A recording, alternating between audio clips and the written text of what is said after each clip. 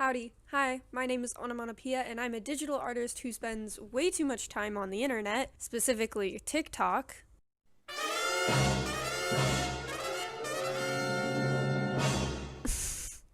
And this week, I'd like to talk about it. Now, if you're anything like me, you love a good lore video, but, dear viewer, this one is not one of those lore videos. The connotations of art lore are much more, how should I put this? Racist? Homophobic? Hateful? Bully-y?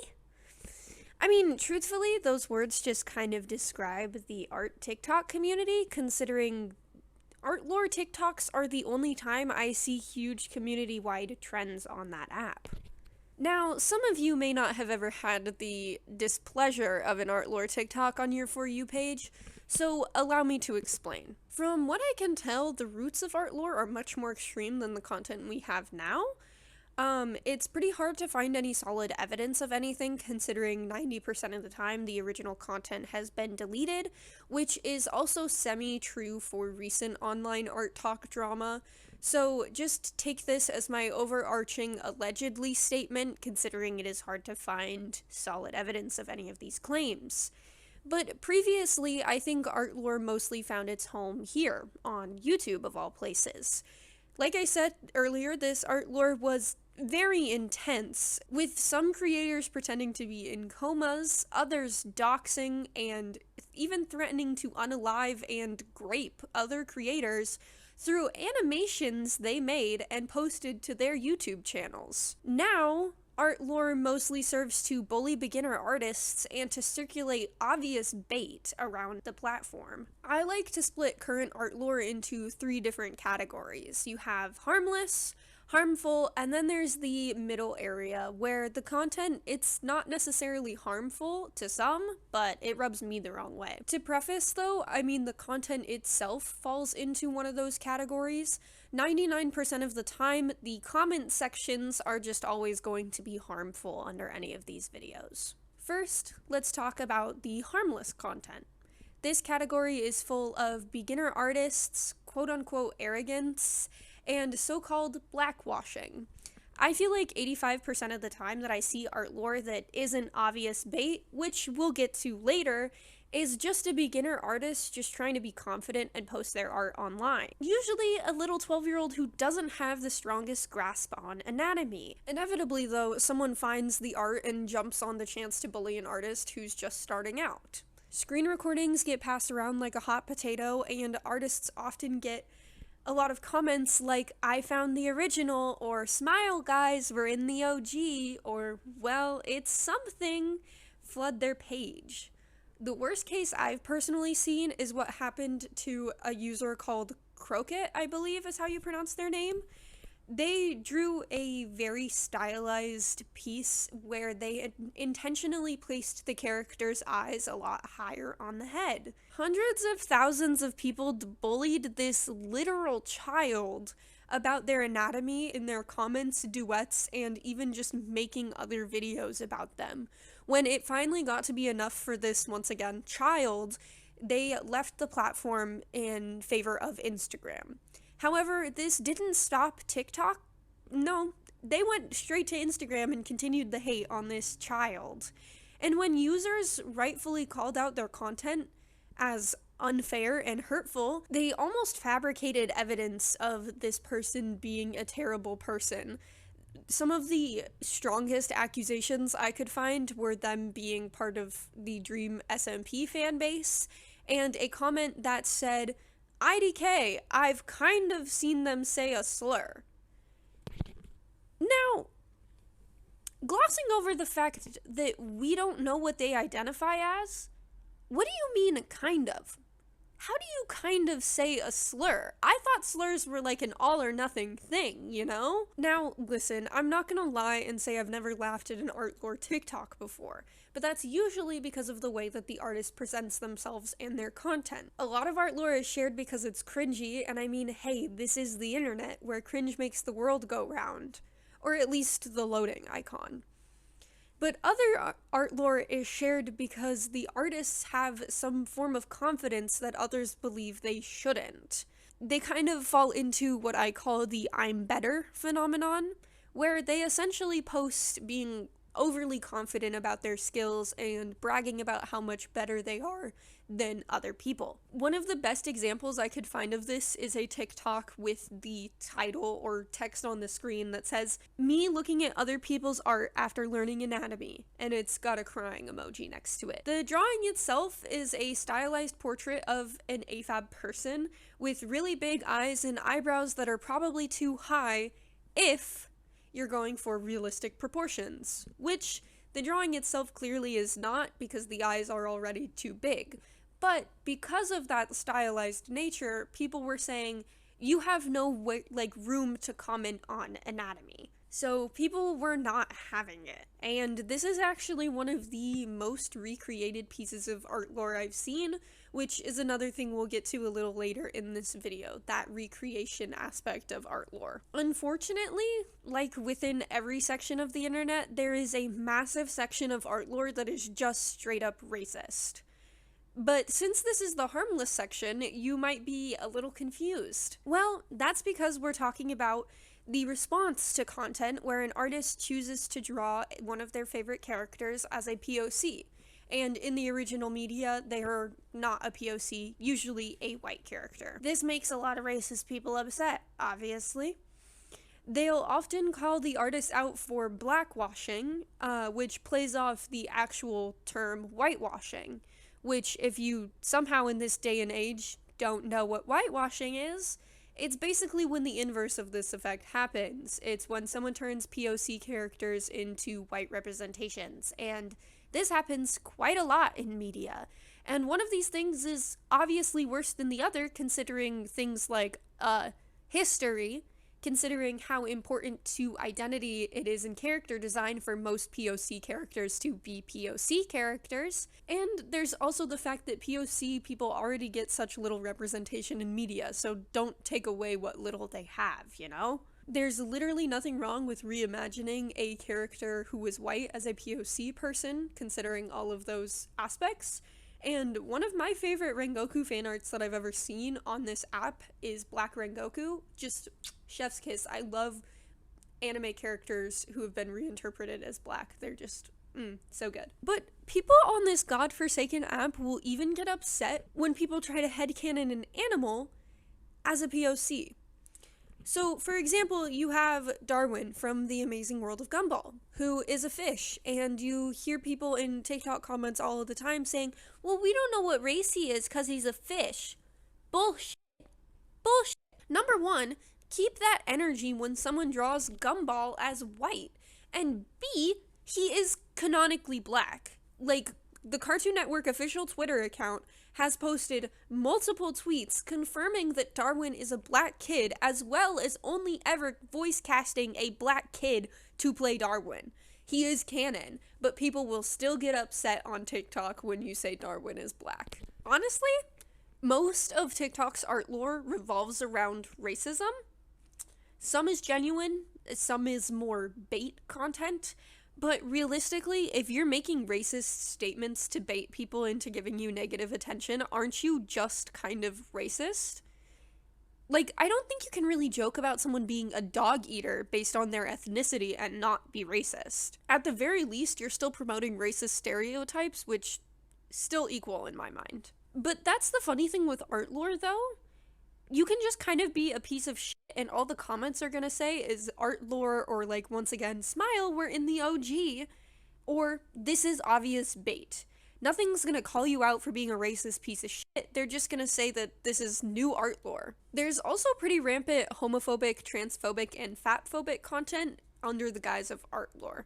Not to mention, outside of art lore, TikTok commenters will push those same rhetorics onto character design, genuine fan art, and people just being artists on the app. Speaking of racism and serving as the antithesis to blackwashing, we have whitewashing, which is a big chunk of art lore as well. And as you can tell, we have now fully entered into the harmful category. With Across the Spider-Verse coming out semi-recently, a lot of people have been making fan art for the movie, which is great, if not for the fact that people are really bad at color picking POC characters, I guess. Some people have been drawing them just a little too ashy and light, whereas other people have been really malicious with it. Like, I saw someone draw Miles Morales as a white boy with blonde hair because they don't know how to draw black people. Once again, there's a lot of overlap with this section and the bait that we'll talk about later, but there are some very real and genuine racist art lore TikToks.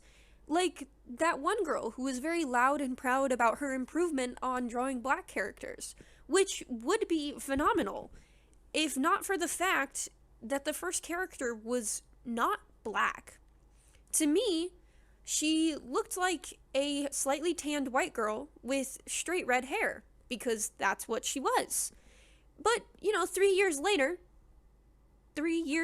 yeah, you heard me right, they learned how to draw black people, so it's okay. And on top of that, the energy the artist put out by making this the very first statement you see of the TikTok is very much giving the I'm better phenom, but just racist. Personally, I have no sympathy for people who say they can't draw black people. I've heard multiple excuses of why people can't draw POC people, as in just, the basic I can't. You have people who say they don't fit into my style, whatever that means, because, if you sit down and you draw a black person, that's them in your style. And it's just so easy to find references of things like different facial structures, hair textures, and different ethnic features. Just watch a tutorial or something, as long as it's not this girl's. Kooleen, a creator with 2 million subscribers on YouTube alone, has come under fire recently for an older tutorial they posted. Not only are they stuck in 2015 when the word smegsy was peak comedy, but they have some problematic takes. Like that they don't draw ugly people, but they only tend to focus their art on Eurocentric features, communicating that non-Eurocentric features are ugly. They also have a tutorial on how to correctly draw a side profile, stating that if the lips surpass the nose, that is a, quote, gorilla-looking MF.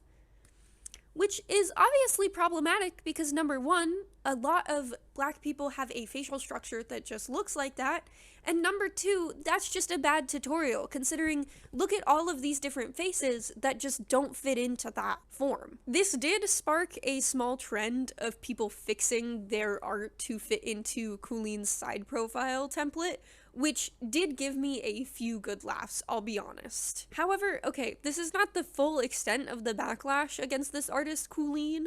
There are a lot of problematic things about her that have come out recently, and a bunch of videos have been made, and I could sit here and make a full video just about her, so I would suggest you check out this video about her. Kooleen and a few other TikTok artists are also very responsible for this trend of fixing viewers' art.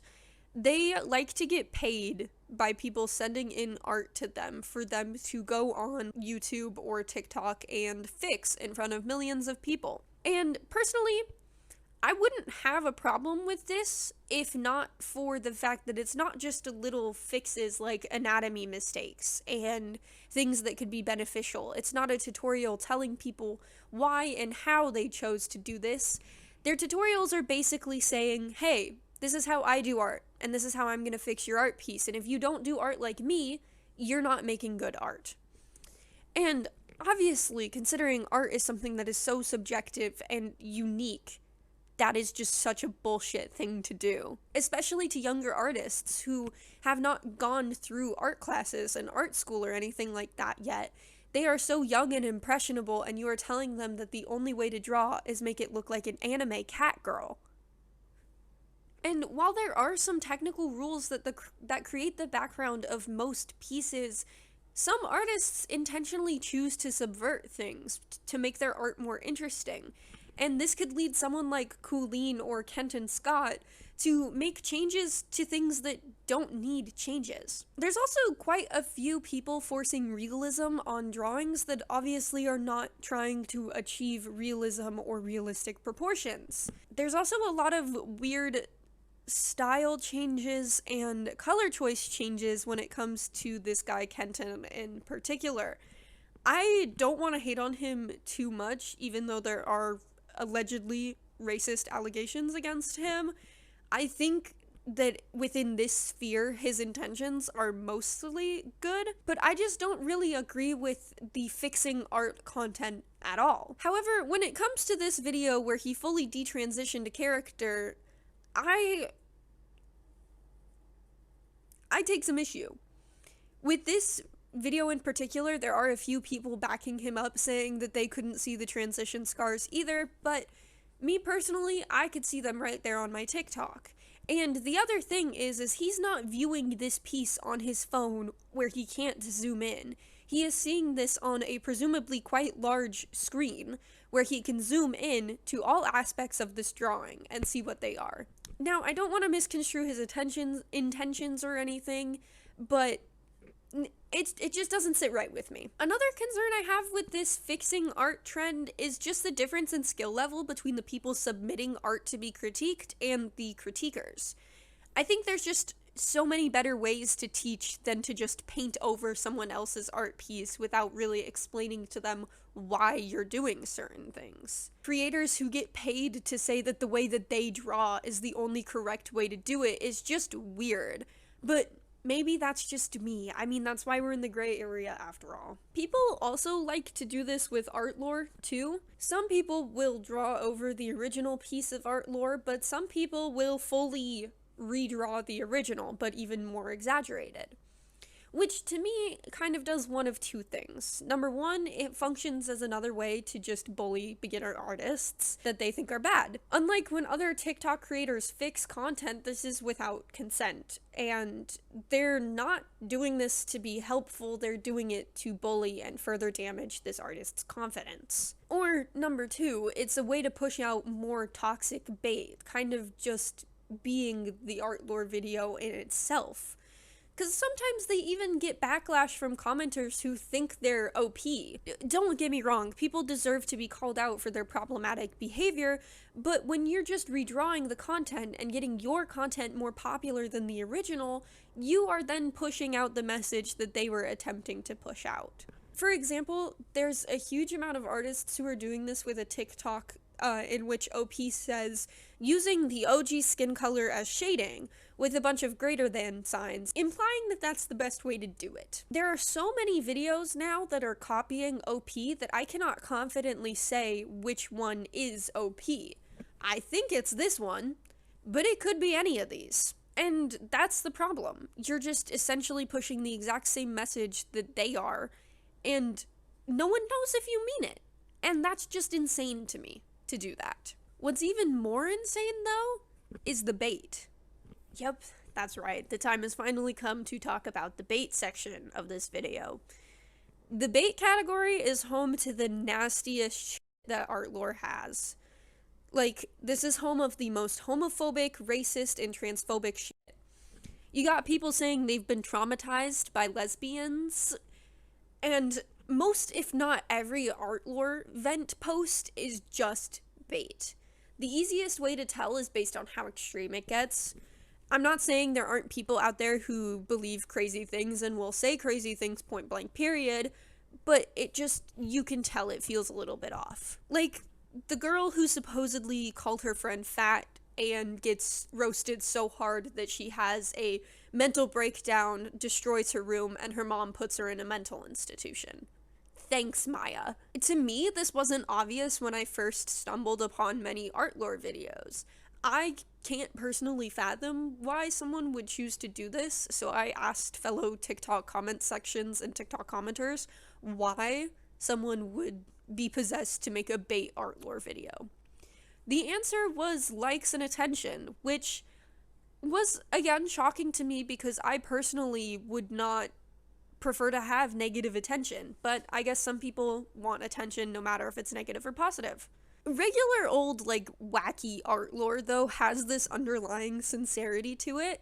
It's a little hard to explain, but it's usually within the wording and the way that the post is formulated. Like, for example, this kid who was a afraid to draw chubby people because of an old friend that they had. You can kind of tell based on the way that they're like trying to garner sympathy for themselves instead of just point blank being like, I did this really aggressive thing. And also, you can tell within the quality of the art.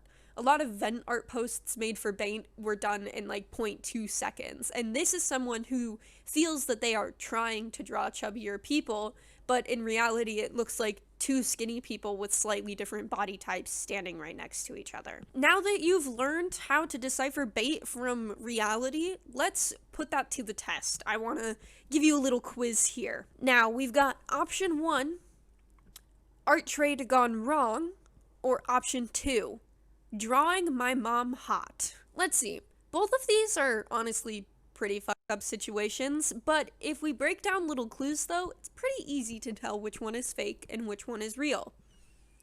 Allegedly. First, the video about the art trade. If you don't know, typically an art trade is done between two artists where they will each send in a reference image of what they want drawn, and then an original image will come back to them of that character. That did not happen in this case though, as OP directly traced the image that they were given as reference, which leads OP to get blocked. But they come to TikTok crying, literally, and saying, I don't know why this creator blocked me. I know I traced, but I don't know why. Number 2, we got the girl who draws her mom hot for Mother's Day. So in the first frame, the kid's got hard eyes and a nosebleed. And it transitions to their mom as Lady D from Resident Evil. Like, the first time I saw this TikTok, I thought it was fan art of Lady D, but no, it was legitimately this girl's mom. Your gut may be telling you that it is way more likely that someone traced art than it is for someone to draw their mom hot, but let's break down why I think it's the opposite. Number 1, the caption on that drawing my mom hot video is, my mother is a MILF. Number 2, this creator also says they jokingly simp for their mom, and we all know that once you joke about something long enough, it's not a joke anymore. Number 3, allegedly, their mom encourages this behavior. So I low-key think OP might have Freudian feelings.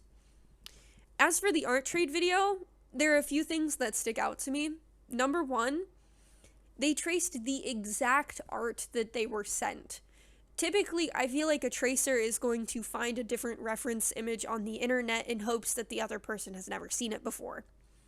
Number 2, they said they had a panic attack and were still recovering from being blocked by other user. And number 3, they admitted to tracing on their TikTok post, and usually I feel like tracers get really defensive and double down. And finally, number 4, the tears on the iPad with the Discord name Sertraline. That just gives it away for me. And like the fact that the tears look totally like someone got some water on their fingers and just kind of like dumped it on the screen. It's too perfectly overdone to be real. The mom hot one has this air of like, someone would do that. Someone f***ed up would do that. There's some people out there who have a lot of Freudian feelings, so on that art trade gone wrong one, they did come out and say that it was fake, which I know, of course, you know, someone would come out and say that it was fake after getting that much backlash on the internet, but I still believe them in this case that it was fake just because it was too over the top. Plus, after all that internet backlash, most people just end up deleting the original video or they delete the account in general. So at this point, you must be wondering, how does the TikTok art community feel about this?